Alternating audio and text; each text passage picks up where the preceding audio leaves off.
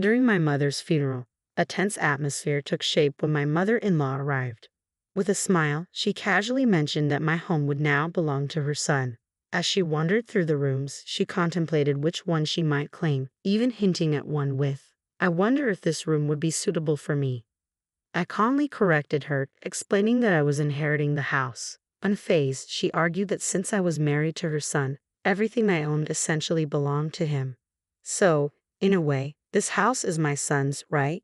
she said with a grin, her insensitivity glaring as she cheerfully suggested we start getting along better and implying a move-in was imminent. My frustration mounted as she seemed oblivious to my grief. "Why bring this up now? Can't you see this isn't the time?" I thought to myself. The house, filled with cherished memories of my parents, felt threatened by her unreasonable claim. Reflecting on my journey, I'm a 44-year-old who had nearly given up on marriage after turning 41. But then I met Brian, my now husband, who is 5 years younger. We connected through a mutual acquaintance, and he always respects my views, including our honeymoon plans. Although he initially suggested Europe, he happily agreed to my preference for the Maldives. However, complications arose when Brian mentioned his mother's desire to live with us due to his father's declining health. Despite understanding her difficulties, we had agreed before marriage that we wouldn't live together. I reminded him of this, and he promised to discuss it with his mother. Throughout these interactions, it became clear that I needed to stand firm to protect my family home from becoming just another asset claimed by my mother-in-law. Brian, recognizing my concerns, agreed to support me in ensuring our home remained a sanctuary, untouched by unwanted intrusions. Meeting a wonderful person always brings joy, yet a pang of regret haunts me. My father passed away 4 years before I got married, never seeing my wedding or my reassurances about the future. He was a disciplined executive at a small to medium-sized enterprise, and I admire him deeply for his dedication and ability to provide for our family comfortably, despite the modest scale of the business. This respect deepened as I began my career and faced the challenges of the workplace. 3 years into my marriage, my mother also passed away. During these difficult times, Brian was incredibly supportive, constantly checking in on me and suggesting I rest.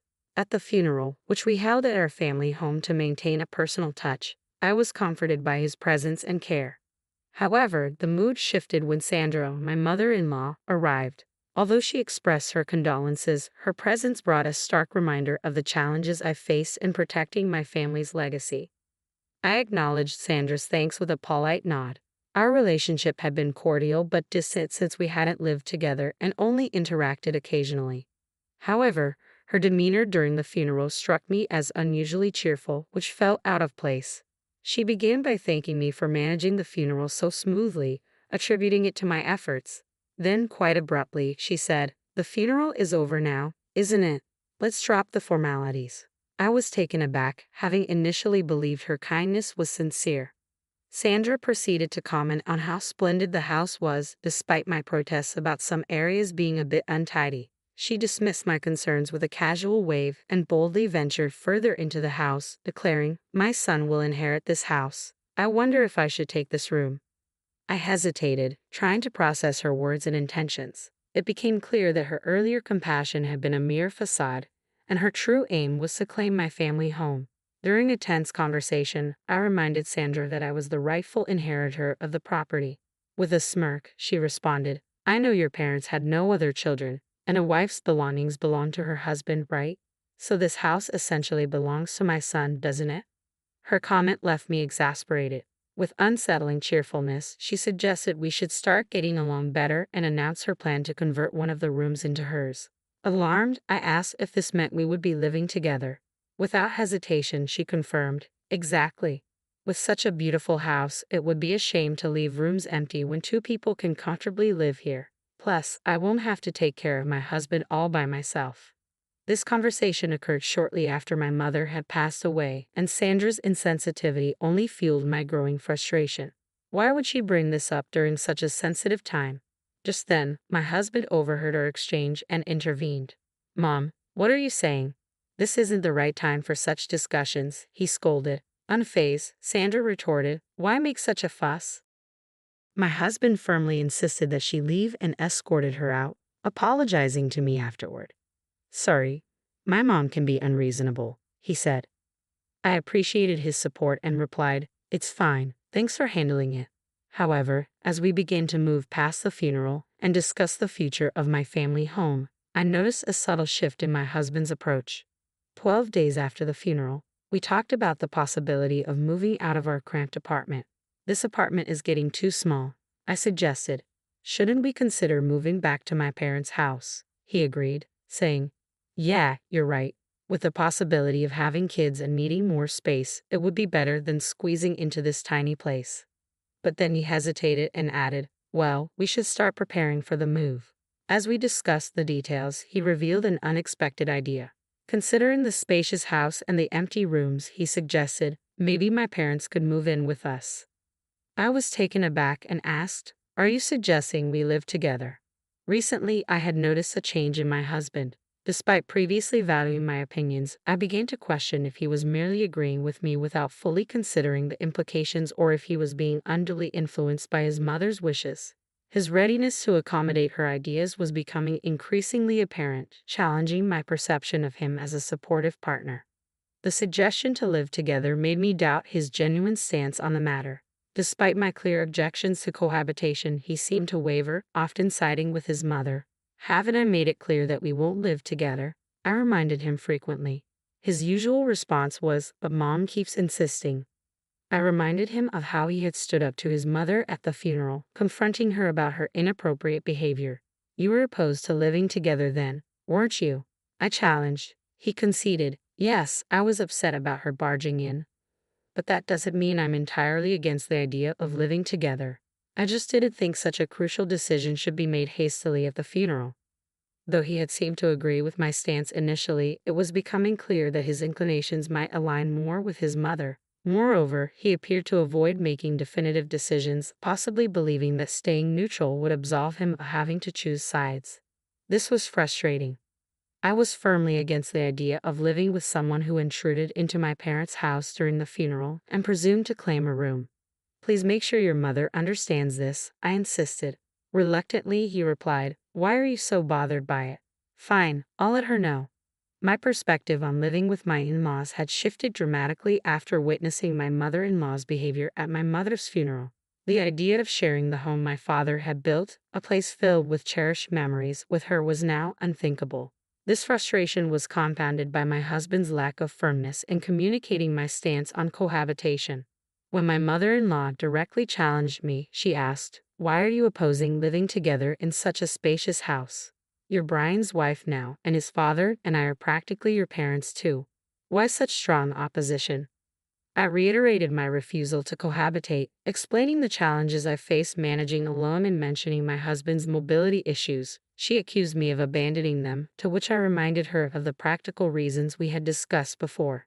Despite my sympathy for my father-in-law's health, the thought of being overwhelmed by additional responsibilities if we lived together loomed large. I made it clear that if cohabitation were ever to be considered, a significant improvement in both my husband's and mother-in-law's attitudes toward my needs and boundaries would be non-negotiable. A few days after my mother-in-law had called me heartless, I was surprised to see my husband rearranging our living room. Curious, I asked, "What are you doing?" "Is this for storing moving boxes?" He replied, "No, I'm planning to make space for 2 beds." The mention of 2 beds immediately filled me with dread. Cautiously, I inquired, "Are your parents coming to stay?" To my dismay, he said, "No, they're moving in today." The news hit me hard. Despite my clear objections, it seemed my husband and mother-in-law had decided on cohabitation without my consent. "Why is this happening?" I questioned, my frustration growing. He explained, "Their lease is up, so we decided they'd move here instead of renewing it. It'll be cramped with 4 of us, but we're moving soon, right? Just bear with it for a little while." "Distress," I reiterated. "That's not what I meant. Why is cohabitation even on the table? I've said before I don't want to live with someone who barged into my parents' house on the day of the funeral and suggested living in this room." He promised to talk to his mom and added, "We'll be living together from now on, so please try to get along." Annoyed, I asked, "Why do you prioritize everything your mom says?" He tried to clarify, "It's not about prioritizing her. I listen to both your opinions and make judgments." However, it was clear that when it came to his mother, he seemed unable to resist her influence, believing he was making independent decisions. I had always seen him as kind, but alongside my mother-in-law, he seemed to become a different person, inadvertently pushing me into an unwanted living situation. As we welcomed my in-laws into our already cramped apartment, my mother-in-law began to complain about the living conditions. I apologized for the sudden addition of 2 more people and assured them we would manage until we could move to a larger space. While my father-in-law, Frank, seemed polite at first, it quickly became apparent that he was inclined to follow my mother-in-law's lead, becoming just another yes man. A few days later, my mother-in-law asked me to run an errand to buy a medicated patch for her, a small request that nonetheless added to my growing list of frustrations. As the situation deteriorated, it became increasingly clear that living together under one roof was becoming untenable. My mother-in-law was openly excited about the move, eagerly anticipating the space and comfort it would provide. Unbeknownst to her, I had been quietly making preparations of my own. Determined to protect my parents' legacy and preserve the sanctity of my childhood home, I made a drastic decision after about 12 quiet days. I officially renounced my inheritance, securing court approval to relinquish my rights to the property. When I announced this decision to my family, it was clear that the resolution had come at a significant personal cost. I explained that this house held immense sentimental value for me, and I couldn't bear the thought of my mother-in-law living there. Therefore, I decided to let it go, keeping it as a beautiful memory in my heart. My mother-in-law was incredulous, berating me. "What madness possessed you? Even if you didn't want it, you could have sold it for a good sum. Why just abandon it?" I remained calm and replied, "Selling it would only mean you'd end up relying on that money. I thought it would be clearer if I simply had nothing to do with it." She was furious. "We moved out of our previous place for this. What are you doing? How will you make it up to us?" I stood firm, my voice steady. "I've consistently opposed cohabitation. You forced this situation upon us without proper discussion, so I took a stand." The revelation of my renunciation left my husband and mother-in-law visibly shaken. Their faces drained of color, and they were speechless. My father-in-law looked on, bewildered by the unfolding drama. Pushing the conversation further, I turned to my husband, Brian. "I've been thinking about getting a divorce. What do you think?" He stammered, taken aback. "A divorce?" Before he could fully articulate his thoughts, my mother-in-law interjected aggressively. "Brian, you should divorce this ridiculous wife immediately." Her demand for a divorce was harsh but expected. It served as a critical test to see if my husband could make an independent decision in such a crucial moment. Brian mumbled a response, still struggling to articulate his position. Seeing his hesitation, my resolve hardened. "Fine, divorce seems to be the only option," I declared. My father-in-law tried to intervene. "Brian, it can't be helped. Your mom is insisting." Brian finally spoke up, albeit reluctantly. "Well, you seem to want a divorce too, and maybe that's for the best." Even in this pivotal moment, it was clear that my husband, along with his father, remained unable to stand up to my mother-in-law's dominant will, always defaulting to her wishes. When my husband suggested divorce, it felt like he was trying to portray it as a concession for my benefit, resigned yet determined. I decided to proceed with the divorce and planned to move out with only a few essentials. That night, I stayed in a budget hotel, knowing I had urgent tasks ahead. The following day, I took a half day from work to return to the courthouse and handle the necessary paperwork. A few days later, my mother-in-law called, clearly agitated. "What's going on? It seems the house is now becoming yours. Why this sudden change?" she demanded, having likely learned of the situation through the estate division process. "Yes, the house is mine," I confirmed. Her accusations came swiftly. "You forged documents and deceived us." I responded calmly, "Why would I forge court documents? Those documents are genuine." She pressed further, "If you were supposed to renounce the inheritance, why is the house becoming yours?" I explained. Right after I submitted the renunciation application, I withdrew it. Renouncing an inheritance is difficult once accepted, but it takes about a month to process, during which it can be retracted. The documents I showed you were from the application stage. I led you to believe I had relinquished the house and used the threat of divorce to gauge reactions and decide my next steps. I had hoped my husband might show some reluctance about the divorce, which would have led me to reconsider and clarify the situation about the house. However, things progressed differently. Since the house was acquired before the divorce, it was subject to division, but because it was an inherited asset, it was exempt from property division. My mother-in-law tried to salvage what she could. If the house was jointly acquired, it would be considered marital property. You two were supposed to sell it and split the money, right? I clarified, specific assets like inherited property aren't eligible for division. As for any money Brian might receive through property division, our short marriage complicates that. The shorter the marriage, the less likely individual inherited assets are divided. She persisted, what about the money Brian would get through property division? I calmly responded, since we've only been married for a few years, the brief duration further complicates dividing inherited assets.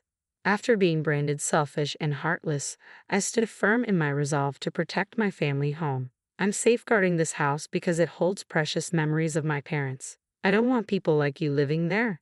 If you have further complaints, please consult a lawyer.